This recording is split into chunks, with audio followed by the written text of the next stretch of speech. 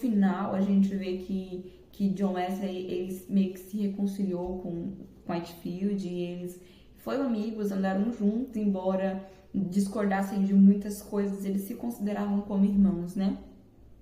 Mas enquanto Susan Wesley estava viva, né, ela ficou viva ali até os 42 anos, 40, 42 anos de John Wesley, né? Enquanto ela estava viva, ela se intrometeu muito em questões teológicas, o que eu acho que isso é contra a palavra de Deus, justamente pensando lá em 1 Timóteo 2,12, né?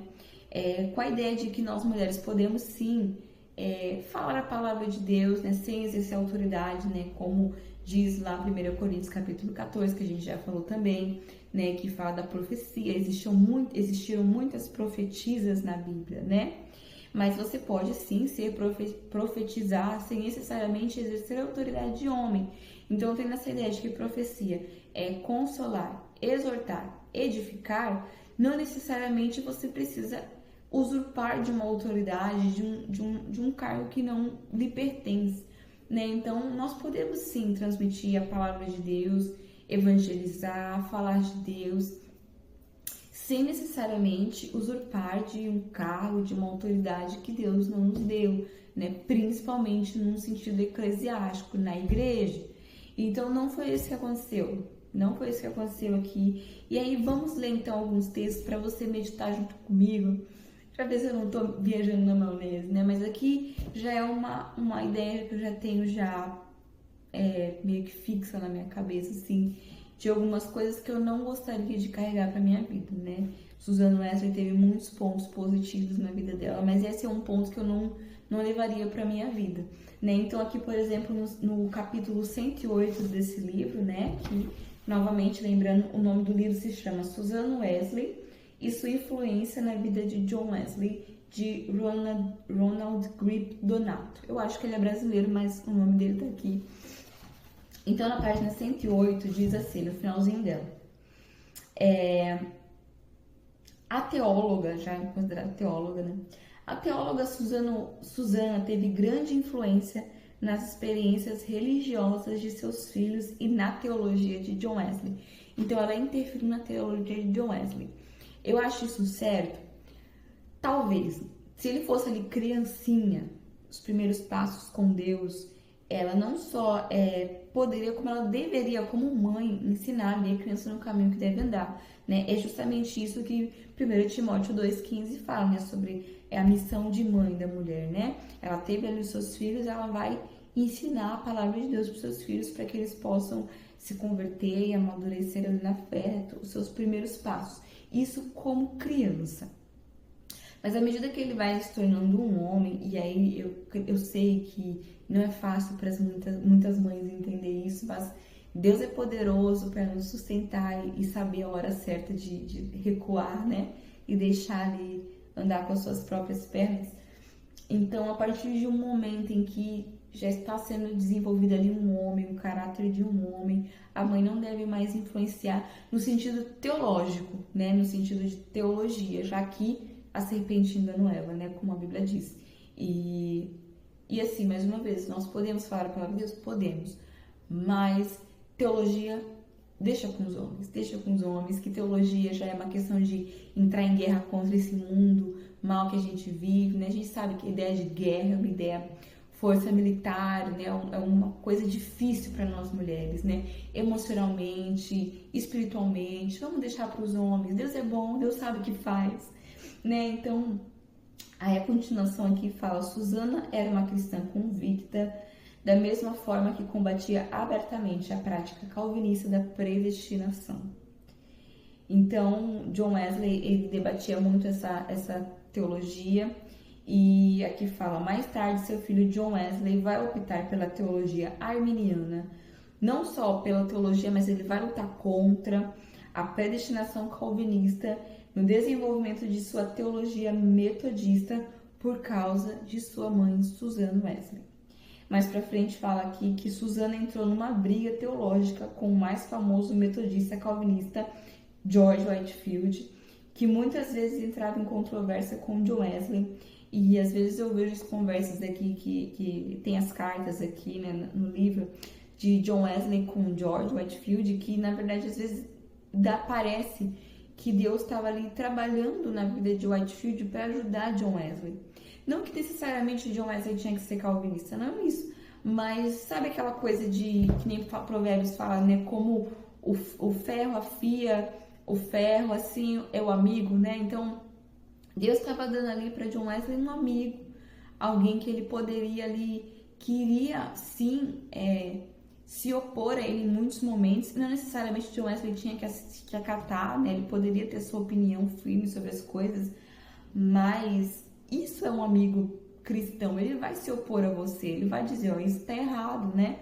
E não há nada de errado com isso, super normal. Eu entendo que nós mulheres às vezes ficamos um pouco ofendidas com algumas coisas, mas os homens são brutos, isso é coisa de homem, deixa os homens se virar, sabe?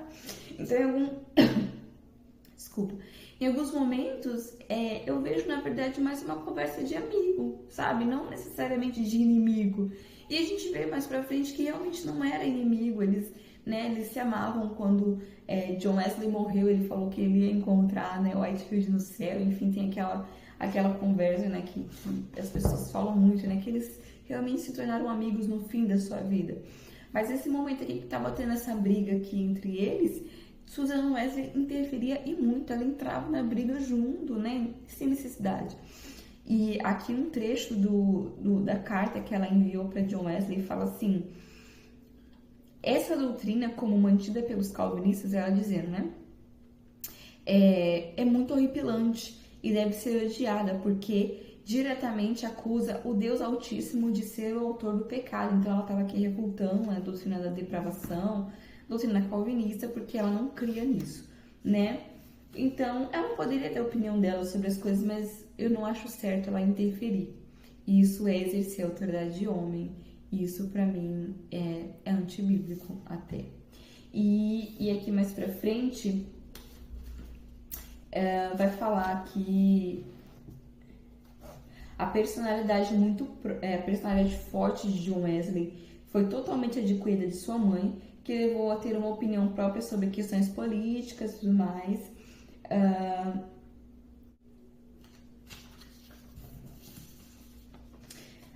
Na página 104, diz assim: o reavivamento wesleyano ofereceu às mulheres, olha lá, será que tem alguma coisa a ver com o sufrágio feminino 100 anos depois? O reavivamento wesleyano ofereceu às mulheres chances para que elas tivessem espaço para desenvolverem os seus ministérios. A escritora Janet Hasey disse que o reavivamento continha um igualitarismo implícito. Essa frase que eu achei tão feminista, igualitarismo, não tem como a gente ser iguais aos homens. Que sentido de função, eu sou completamente contra. Nós não somos iguais aos homens no sentido de função. Nós somos iguais no sentido de valor, né? A gente já falou isso lá na série de Timóteo, né? Para Deus, homem e mulher têm valores iguais. Eles são preciosos diante de Deus, foram salvos pela graça de Deus, pelo sangue de Jesus. Mas no sentido de função na igreja, função na sociedade, isso aí eu discordo completamente. E ela fala, né, que o metodismo trouxe essa questão do igualitarismo entre homens e mulheres. John Wesley e sua liderança possuíam qualidades pragmáticas que ajudaram a abrir portas para as mulheres servirem como líderes de classes metodistas. A herança de sua mãe, Susan Wesley, sua maneira de agir e ensinar levou John a entender que o sucesso dos seus esforços, dos esforços das mulheres metodistas, demonstraram um chamado da mulher. Enfim, John Wesley teve apoio de muitas mulheres em trabalho metodista da pregação. Novamente aqui, autoridade de homem, mulheres pregando. Eu sei que tem muitas mulheres capazes, competentes, que levam a palavra em cultos de mulheres, por exemplo, né? E não necessariamente está errado, assim. Talvez não esteja totalmente errado. Mas pregação, ela tem a ver com o evangelho. Você está falando, pregação é o evangelho. É você chamar o pecador ao arrependimento. Isso é algo que é feito por homens, porque tem a ver com a autoridade de homem que Timóteo fala. Então, mais uma vez, eu discordo nesse sentido. E aí a continuação fala que por ser uma inovação, até então não existiam pregadoras, e quem lutava contra, nessa época que John Wesley estava meio que abrindo as portas para as mulheres pregarem, quem lutava contra eram justamente os calvinistas, os pobres, os coitados, injustiçados calvinistas.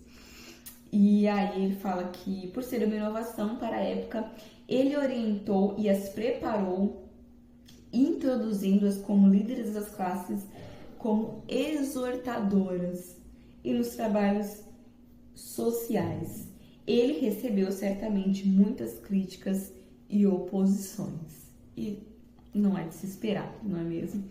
Então, ele mesmo não concordava com essa ideia de pregadoras, embora ele mesmo abriu as portas para isso.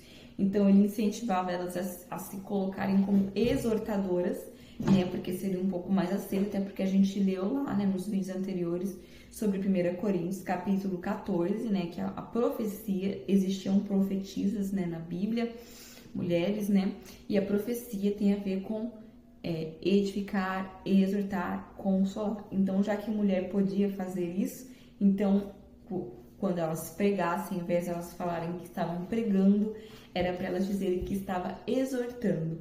É apenas uma troca de palavras, mas na prática elas estavam pregando mesmo. Então, se você se interessar e quiser tirar uma conclusão sua sobre esse livro, compre, né? Eu sugiro que você compre, que você leia, que você tire a conclusão sobre esse livro. Tendo sempre a Bíblia do lado, tá lendo a palavra de Deus, lendo a Bíblia e não comparando aí com o seu coração enganoso, que o coração do ser humano é enganoso, mas comparando com o que a Bíblia diz, o que a palavra de Deus está dizendo. E se a palavra de Deus te contrariar, eu sugiro que você ore, que se dobre os seus joelhos, que peça ao Espírito Santo de Deus que te ajude a entender a verdade, para que então você se molde a Ele e nunca jamais queira que Deus se molde a você, né? Então, essa é a minha resenha sincera aqui o livro em si, muito bom, muito bom. Mas quando conheci a história de Susanna Wesley, eu fiquei um pouco chocada. E mais uma vez, a questão dos frutos, né? Porque 100 anos depois, a gente pode falar mais um pouco sobre, se vocês quiserem, mas por mim eu paro por aqui, né? Porque sobre o movimento feminista em si, embora eu tenha estudado bastante e goste até sobre esse assunto, e acho importante, relevante, eu não sou, tipo, a pessoa que sabe mais sobre esse assunto, né? Então, eu sugiro você ver os vídeos da Ana Campagnolo, por exemplo, que é uma mulher que realmente entende sobre o assunto, ela é professora de história, ela realmente sabe tudo sobre feminismo. Então, a minha ideia é que ele linkar o feminismo com como ele tem influenciado na igreja e na nossa ideia de pensar a fé cristã, trazendo agora pra gente o movimento metodista. Então, hoje em dia, a igreja metodista é uma igreja liberal, ela não é considerada mais uma igreja cristã. Quando aconteceu ali o movimento sufragista em 1848, foi apenas 100 anos depois da morte de Susanna Wesley. Então, não foi muito tempo. Então, você pode pensar, mas passou-se muito tempo e a igreja ali se perdeu, né? E tinha sido um avivamento e a igreja se perdeu, enfim. Mas não foi muito tempo. Foi apenas 100 anos depois. Então, você tem igrejas históricas, por exemplo, como a igreja presbiteriana, a igreja batista, que passou-se séculos e elas continuam firmes naquilo que elas creem. A igreja batista hoje em dia tem muitas convenções, principalmente aqui no Brasil, né? Mas a que vem da origem da Confissão de Fé de Londres, de 1689, né? Igreja Batista, no caso, né?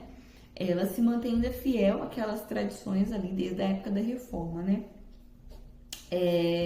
Inclusive, eu visitei uma Igreja Batista Reformada lá de Indaiatuba no ano passado e, gente, que lindo foi entrar naquela igreja. Os membros de lá, eles adequaram